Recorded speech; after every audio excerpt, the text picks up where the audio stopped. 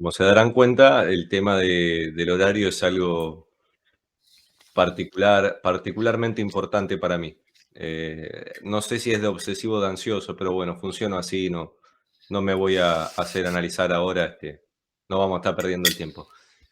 Si les digo, si les interesa, esto no están obligados, ustedes pueden seguirme en mi Instagram, Marco Romualdi, pueden seguirme o mandarme solicitud en el Facebook, que es lo que habitualmente uso, en IG para las publicaciones de las ofertas académicas que voy mandando historias, y en Facebook también están todas las ofertas académicas que realizamos, además de que para mí siempre el Facebook va a ser mejor porque tiene memes, cosa que no se ve tanto en IG. Así que bueno, sigue llegando gente al baile, son 19, creo que estamos bien porque eran los que estaban antes.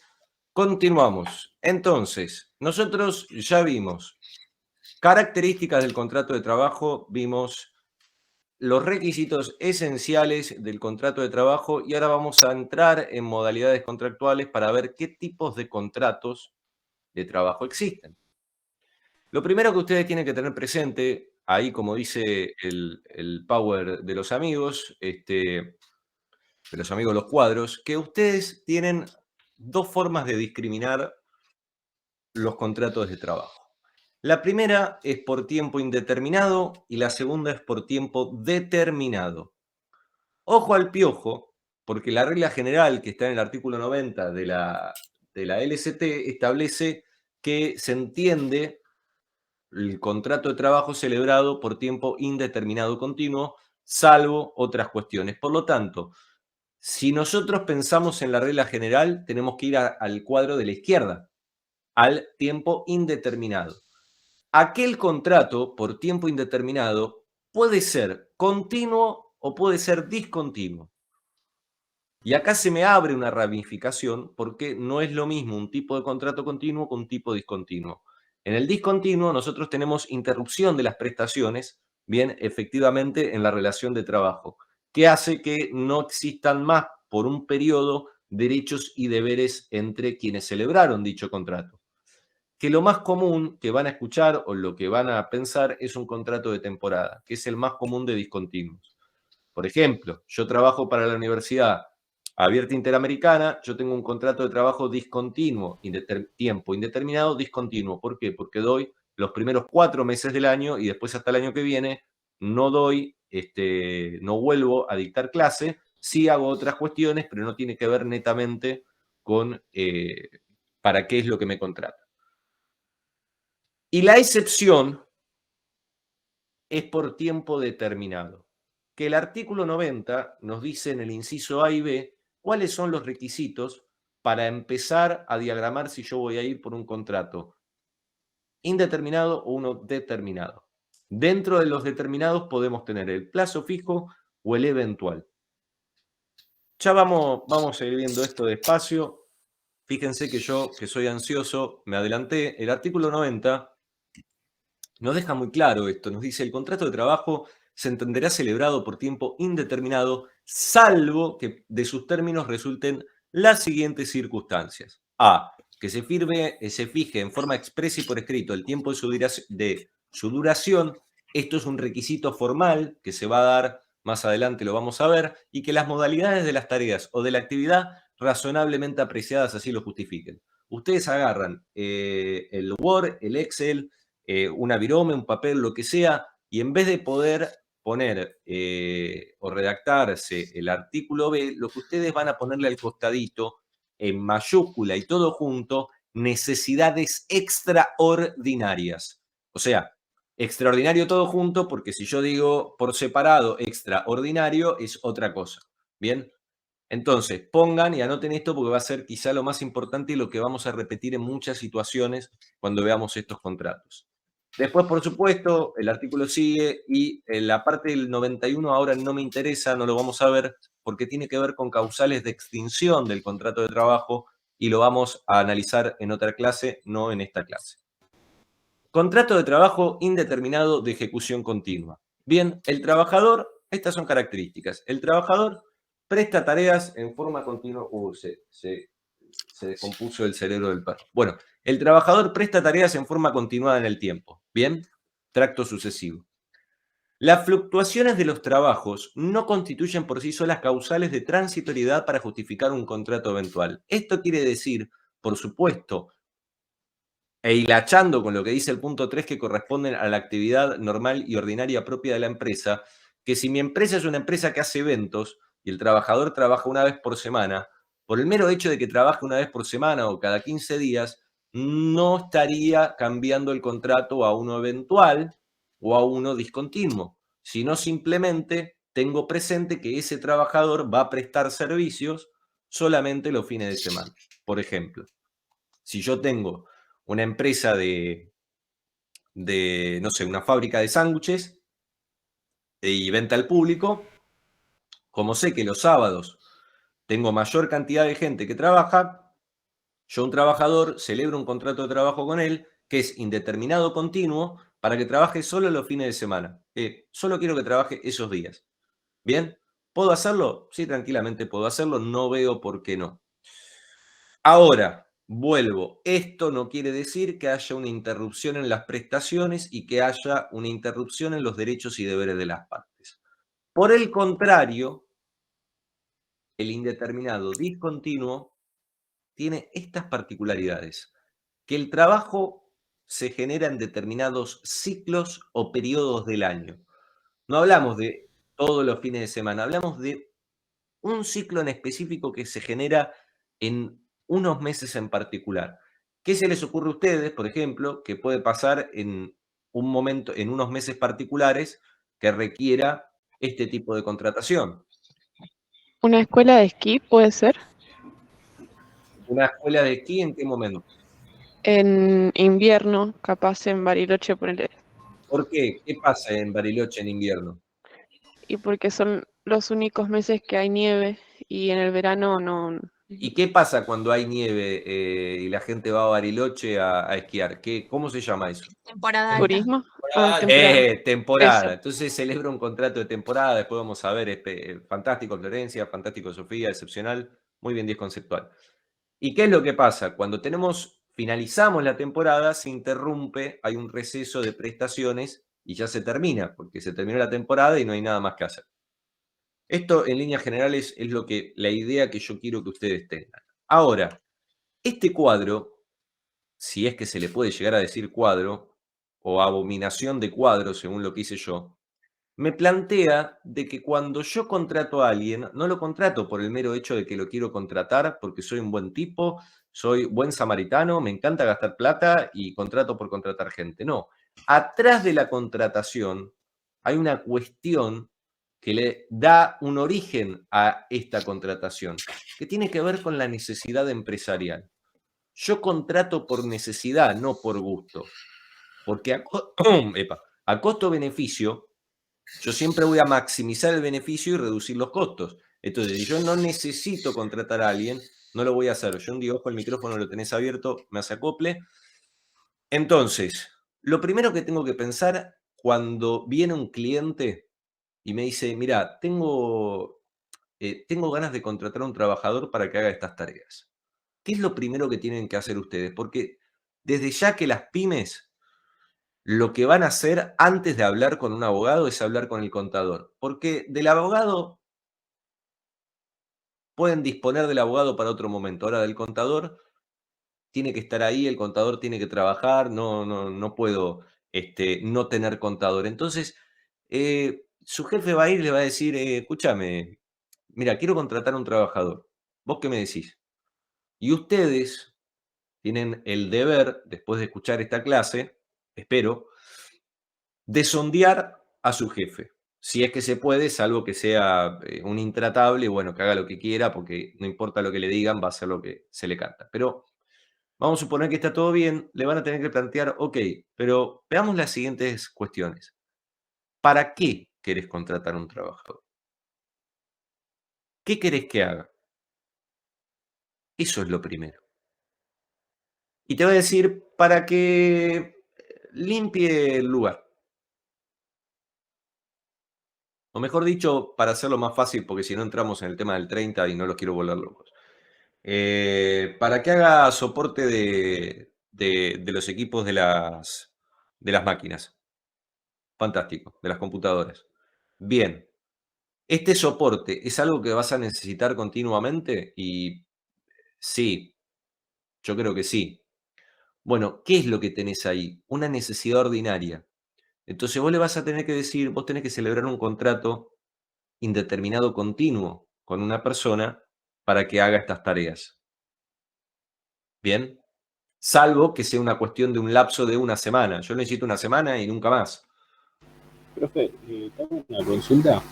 Decime, Marcos. En el caso de que fuera, lo pienso, un trabajo agrario, ¿no? Supongamos que sea para plantar, sembrar, ¿sería un contrato de temporada? Que se ordina una necesidad ordinaria. Tienen, te adelanto, Marcos, está buenísima tu pregunta. Ellos tienen un régimen particular, una ley diferente que se aplica. Ahora no me acuerdo el número, después se lo paso porque la ley agraria, digamos que comprende a toda esta actividad y cuáles son derechos y deberes muy particulares en relación a eso. Sale por fuera de lo que dice la LST. Perfecto, gracias. Por favor. Entonces, volviendo al tema, ustedes cuando sondean van a ver si hay una necesidad ordinaria o extraordinaria. ¿Qué les puede decir? Por ejemplo, su empleador. Decir, contador o contadora, tengo la siguiente situación. Necesito contratar a alguien porque de repente tengo un aumento de demanda brutal, nunca visto, extraordinario, y en consecuencia necesito rápidamente tener una persona para resolver este problema de demanda. Entonces ahí hay una necesidad extraordinaria que hace o que me habilita en principio a decirle, bueno, podemos celebrar un contrato a plazo fijo o un eventual. Yo tengo una persona que se toma una licencia por maternidad, es la persona que liquida sueldos. Yo no puedo ese puesto dejarlo vacío hasta que la persona se reintegre. Entonces, ¿qué es lo que voy a necesitar? Otra persona. Pero yo no quiero celebrar un contrato indeterminado continuo porque yo tengo una necesidad extraordinaria de suplantar a esta persona hasta que se reintegre. Lógicamente, yo puedo celebrar un contrato eventual y es válido después viendo las características. Siempre van a tener que tener presente, cuando les pregunten esto de la necesidad, analizando todo lo que vimos del contrato de trabajo y requisitos esenciales. Si ustedes no sondean a su cliente o no sondean a su empleador para dar un correcto asesoramiento, lo que están haciendo es perder plata. Porque cuando ustedes hacen o gestionan un buen asesoramiento, lo más probable es que puedan negociar un aumento de sueldo mejor, pueden obtener más clientes porque son recomendados, bien, y solo van a lograr eso si ustedes hacen bien su trabajo y aplican lo que estamos viendo, particularmente en esta materia, a las relaciones de trabajo cotidianas. Voy a explicar esto rápidamente para que se entienda. Los intercambios telegráficos, que son el ABC del proceso entre trabajador y empleador, habitualmente, para no decir como el isoform 99,9%, los hacen los contadores. ¿Por qué? Porque el abogado le va a pedir bastante guita, entonces lo hace el contador. Después, por supuesto, el abogado tiene que ir a tapar el quilombo, pero si ustedes aprenden a hacer el telegrama, bien, van a estar en una posición muchísimo mejor que por ahí el resto de sus colegas que no sabe derecho de trabajo. Esto es para analizar. Esta materia, gente, es para ganar plata. A mí me gusta la plata, a ustedes les gusta la plata, no la plata a la zona, sino la plata, el cash, el mining, el Bitcoin, lo que sea. Entonces, prestemos atención porque esto genera ingresos. Bien, ya hablamos de esto de la necesidad ordinaria o extraordinaria. Vamos a los contratos extraordinarios. Vamos al principal, bien, que es el plazo fijo que habitualmente vemos. ¿Alguno de curioso celebró alguna vez un contrato fijo o a plazo fijo o escuchó nombrar de alguien, algún colega, amigo, hermano, familiar, perro, gato, vecina, este, esta modalidad?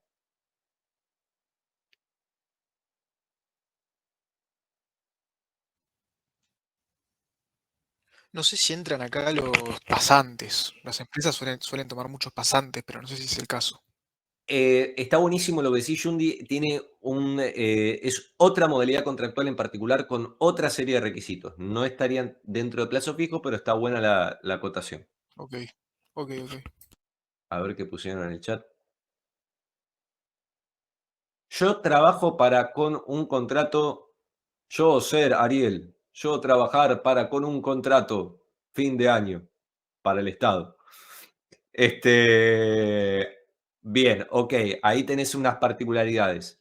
¿Tenés micrófono? Porque si no es un embole por el chat.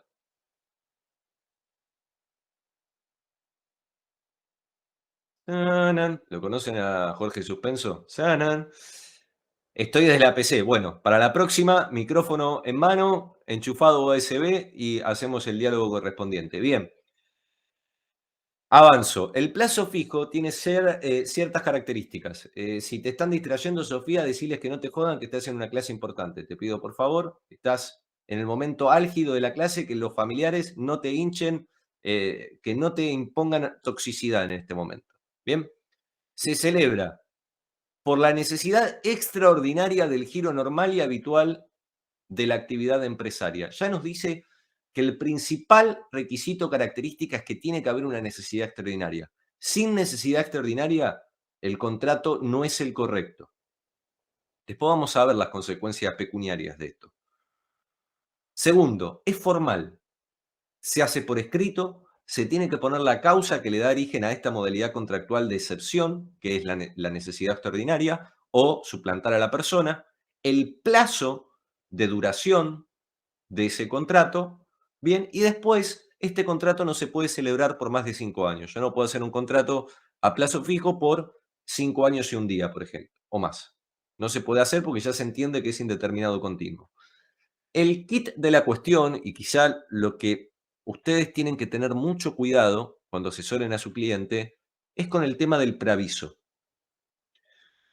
El preaviso es la declaración unilateral de un sujeto hacia el otro donde le comunica su intención de extinguir la relación de trabajo en un cierto plazo. El preaviso tiene que ser de 30, no puede ser menor a 30 ni mayor a 60 días. ¿Bien? ¿Qué pasa? Si estoy a 10 días de terminar el contrato a plazo fijo, yo acá ya cagué, porque se me pasó el tiempo para preavisar en tiempo y forma. Y ustedes dirán, bueno, ¿y qué problema hay? Hay mucho problema con esto. Esto, digamos, es lo que más jode a los abogados, porque después tienen que resolver y hay que salir a negociar. Hay 4 supuestos que les van a preguntar toda la vida hasta el hartazgo, hasta que le salgan pelos en las orejas. ¿Qué es? ¿Qué pasa si el empleador no preavisa? ¿Cuándo el empleador no tiene que preavisar? ¿Qué pasa si el empleador despide al trabajador sin causa? ¿Y qué pasa si el empleador despide al trabajador con causa? Son las 4 patas de la mesa de los conflictos habituales socioculturales que nosotros tenemos aquí en Argentina. Primero, esto grábenselo porque fallan los estudiantes de Derecho y me engrano para el diablo. La consecuencia de la ausencia de preaviso en tiempo y forma ocasiona la conversión del contrato de trabajo de uno de plazo fijo a indeterminado continuo. Vuelvo.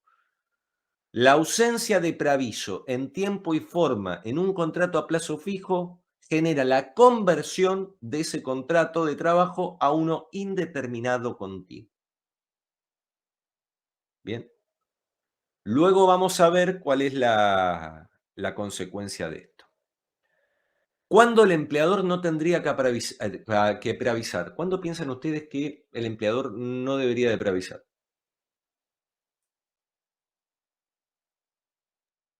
Cuando se cumplen los 5 años. Si se cumplen los 5 años, estaría teniendo una conversión del contrato de trabajo. Yo lo que quiero, para ser más claro y autosuficiente con esto, es celebrar el contrato a plazo fijo, no preavisar y que yo no tenga ningún efecto jurídico perjudicial para mí. Hay un supuesto, así no porque serían 2, hay un supuesto en el cual yo no tengo la obligación de preavisar como empleador. ¿Cuándo piensan ustedes que aplica este supuesto? Cuando se determina fecha de finalización del contrato, antes de celebrar las ambas partes. O sea, tiene que ver con eso, pero digamos, te tiraste en avión y todavía estás pensando si tenés el paracaídas puesto o no. O sea, estás bien, pero no estás tan bien. Hay que corregir una cosa. ¿Qué es lo que hay que corregir ahí?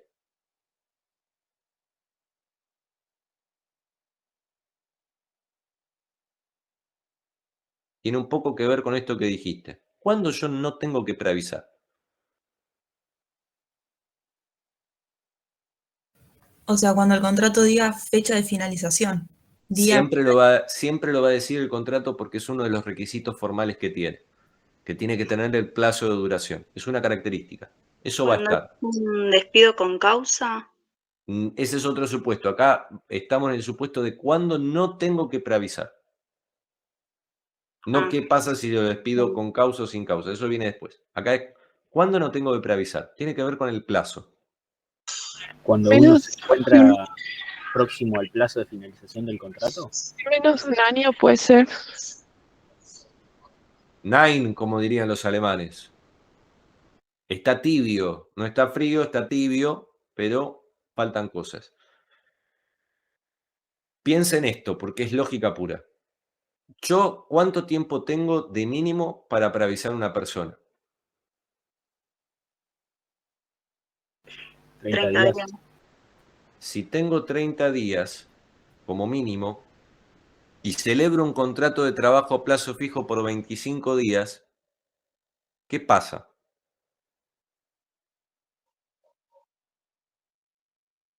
no podés priorizar. O sea, no te dan los tiempos. Es un absurdo que yo tenga la obligación de preavisar porque no me dan los tiempos. Si yo tengo un contrato a plazo fijo por 30 días, yo no puedo celebrar el contrato y en el mismo momento preavisar, porque es absurdo eso.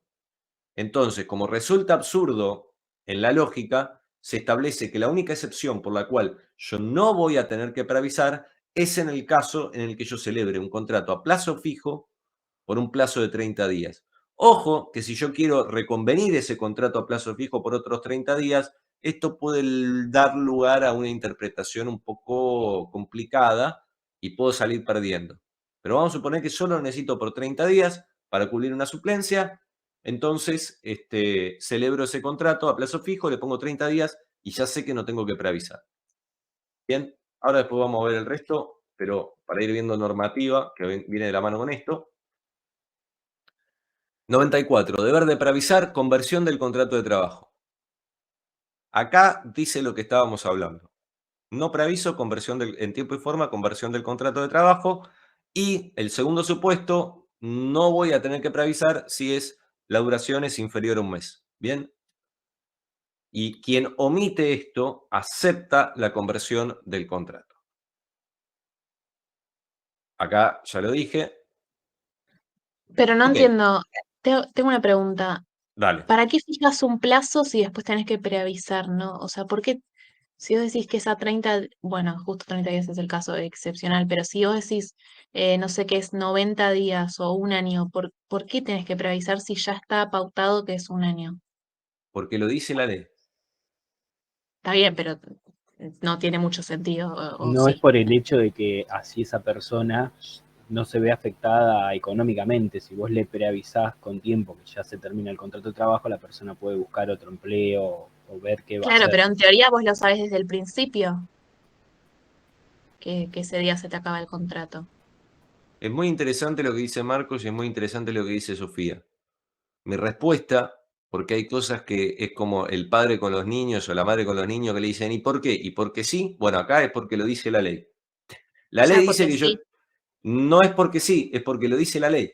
La ley te dice que tenés que cumplir con esta obligación y lo tenés que hacer. Y si no cumplís, el efecto jurídico que tenés es la conversión del contrato. Ok. No hay mucho más al respecto. Lo dice la ley, hay que hacer caso. Bien. Ahora, sigamos. Acá entramos en un tema escabroso, oscuro, siniestro o apocalíptico en algunas cuestiones, que tiene que ver con esto del despido antes del vencimiento del contrato a plazo fijo.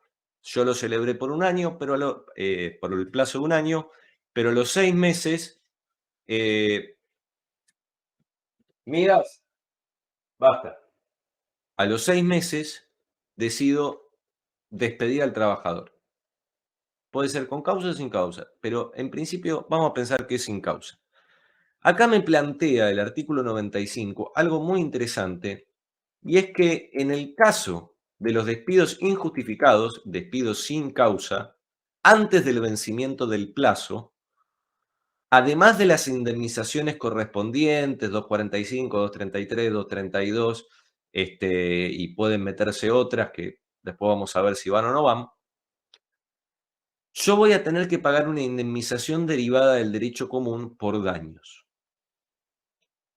Que los jueces entienden que el daño se produce por la expectativa del sujeto trabajador en querer trabajar hasta esa fecha, que él tenía en mente que iba a trabajar hasta esa fecha, pero ya no va a llegar a esa fecha porque lo despiden antes. Entonces, los daños que se le ocasionan por esa proyección que no se cumple, va a ser lo que va a computar el juez de forma pecuniaria como indemnización derivada por daños, bien, aplicada al derecho común. Entonces, para pasarlo en limpio, independientemente de las indemnizaciones derivadas de una extinción de contrato de trabajo, producto de un despido con causa, adicionado a esto, voy a pagar una indemnización especial derivada del derecho común por daños que va a tener una cuantía del tiempo que faltaba para finalizar el contrato.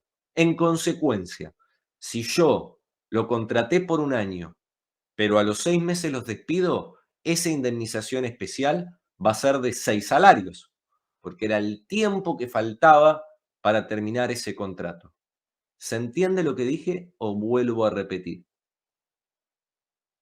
¿Sería eso más el preaviso? Después vamos a ver qué se liquida.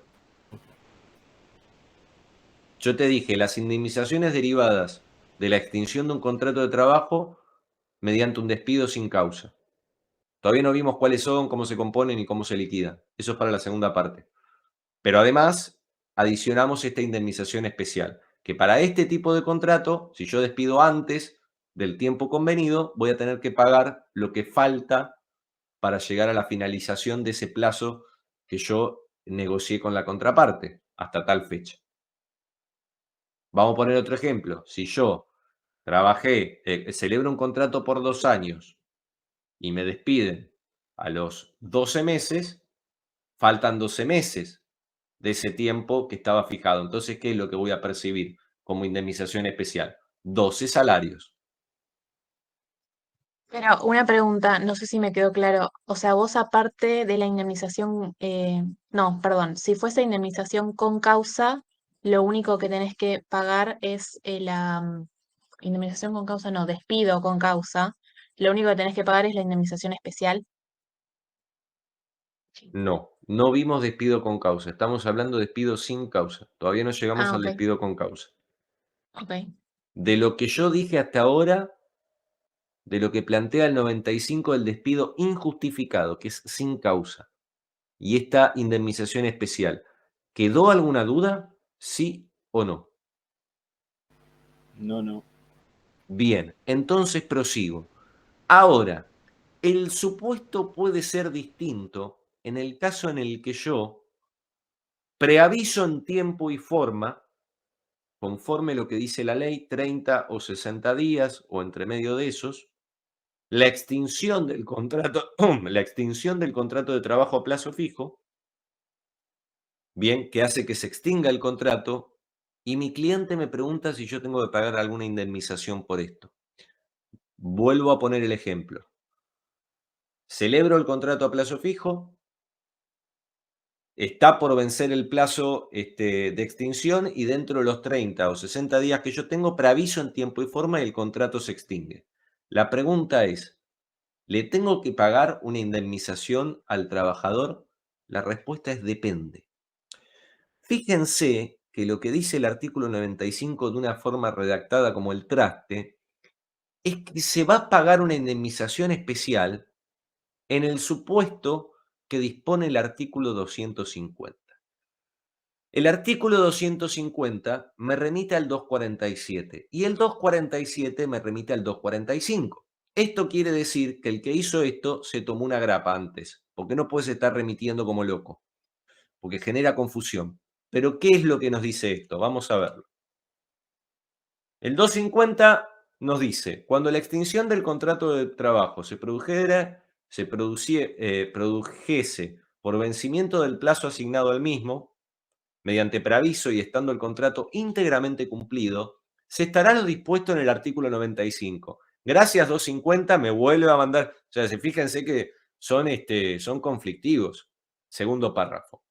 Siendo que el trabajador acreedor a una indemnización prevista por el 247, siempre que el tiempo del contrato de trabajo no haya sido inferior a un año. Esto quiere decir que lo primero que tengo que mirar en esta situación es el tiempo del contrato a plazo fijo que yo tengo. Si el tiempo de contrato a plazo fijo que yo tengo es de un año o mayor, estoy dentro de este supuesto en el cual voy a pagar una indemnización especial a ese trabajador. Esta indemnización especial es equivalente al 245. Y el 247. Y el 247 me dice que la indemnización es la mitad de un 245. ¿Y qué cazzo es el 245? Es la indemnización por antigüedad. Entonces, ¿qué le voy a tener que liquidar a este muñeco, además de días trabajados, SAC proporcional y vacaciones proporcionales? Le voy a tener que liquidar efectivamente esta indemnización, que es la mitad de un 245, la mitad de la indemnización por antigüedad. ¿Quedó claro esto? No, Bien, ¿dónde te perdiste? me perdí desde el primer plazo, o sea, de cuándo es este supuesto. Si es menos de un año, Sofía, la última parte del 250, ¿qué plazo qué plazo me dice? Que no haya qué. sido inferior a un año, o sea, más de un año. Bien. Entonces, contrario al planteo, tiene que ser de un año mayor. Prosigamos, entonces. Tratá de explicármelo vos. Em, o sea que si vos trabajaste un año y un mes, te corresponde una indemnización especial equivalente a la antigüedad de un año y un mes. ¿Qué me está faltando? Mm, No entiendo. Está cerca, digamos. Hay que hacerle un cambio de palabras para que suene un poquito más power. Vamos a explicarlo nuevamente. El ejemplo es, yo celebro un contrato de trabajo, plazo fijo, con una duración de un año. Antes del vencimiento del contrato, en tiempo y forma, yo preaviso la extinción del mismo. Mi cliente me pregunta, ¿le tengo que pagar una indemnización especial? Ustedes le van a decir, ¿de cuánto fue el contrato? De un año. Entonces la respuesta es sí. Y les va a preguntar su cliente, ¿y qué le tengo que pagar? Le vas a tener que pagar, conforme lo que dice el 95, lo que dispone el 250, que remite al 247, que es la mitad de un 245. En otras palabras, le vas a tener que pagar la mitad de una indemnización por antigüedad, que es lo que dice el 247. Yo tengo una antigüedad de un año, le tengo que pagar, liquidando un 245, la mitad de ese monto. El 245, cuando veamos cómo se liquida y conformemos la unidad mejor remuneración mensual normal y habitual de vengada, se van a dar cuenta que no es tan fácil y no es simplemente un salario. Entonces, no se compliquen y no se metan ahora en la cabeza un salario por año o fracción mayor a 3 meses porque está mal. Es mejor remuneración mensual normal y habitual de vengada, que ahora no lo vamos a ver. Cómo se compone, se genera, cómo se liquida. Lo vamos a ver en la segunda parte de la cursada. Entonces, tranqui. Simplemente tengan presente que si el contrato de trabajo a plazo fijo tiene una duración de un año mayor, se tiene que pagar como indemnización la mitad de la indemnización por antigüedad. Y los pasos son del 95, si quieren anoten para ayudarse, desde el 95 al 250, desde el 250 al 247 y desde el 247 al 245 para ver cómo se liquida. Ese es el paso. ¿Ahí quedó mejor, Sofía?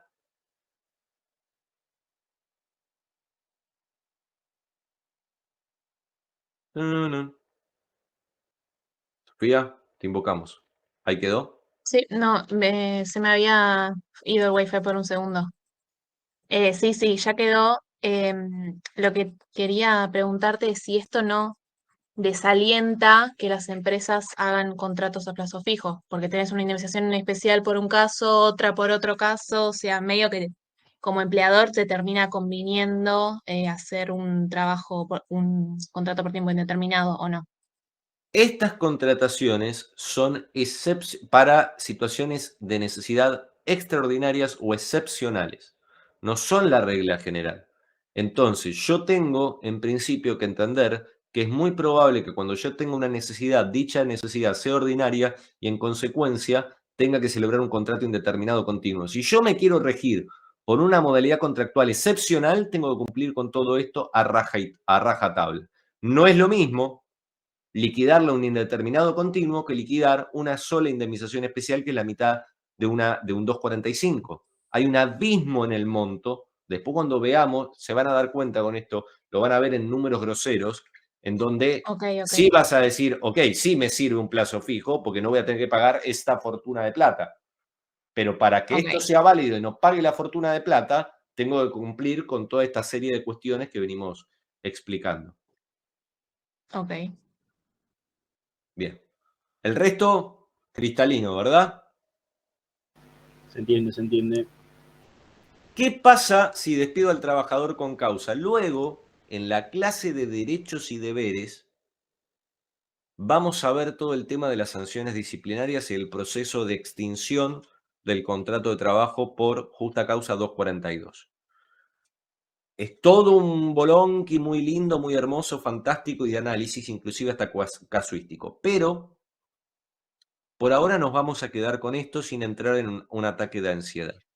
Si yo despido al trabajador con causa antes del periodo de extinción del contrato, le pago liquidación final, que se compone de los días de trabajo, SAC proporcional y vacaciones proporcional.